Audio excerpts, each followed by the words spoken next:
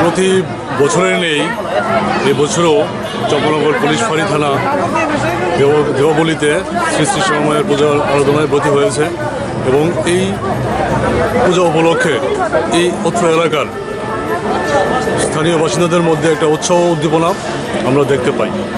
তো তারা এই পূজা দীপাবলি অনুষ্ঠানে স্বতঃস্ফূর্তভাবে তারা অংশগ্রহণ করে এবং এই পূজাকে কেন্দ্র করে আজকে এই এলাকার দুস্থ মানুষদের মধ্যে চম্পানগর ফাঁড়ির যে অফিসার ইনচার্জ উদ্যম দেব বর্মা এবং তার সহকর্মীরা তাদের মধ্যে বস্ত্র বিতরণের একটা আয়োজন করেছে।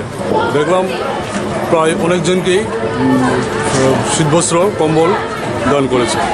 তো আমরা আশা রাখি এবং মায়ের কাছে প্রার্থনা করি এই এলাকার সমস্ত অংশের মানুষ যাতে সুন্দর ভালোভাবে আগামী দিনগুলি কাটাতে পারে এবং শান্তি সম্প্রীতি একটা বার্তা নিয়ে আসে এবং আজকের যেই পূজা অনুষ্ঠান তাতে এই এলাকাবাসী এখানকার যে প্রোগ্রামগুলো রয়েছে তাতে অংশগ্রহণ করে আনন্দ উপভোগ করে। এই নমস্কার।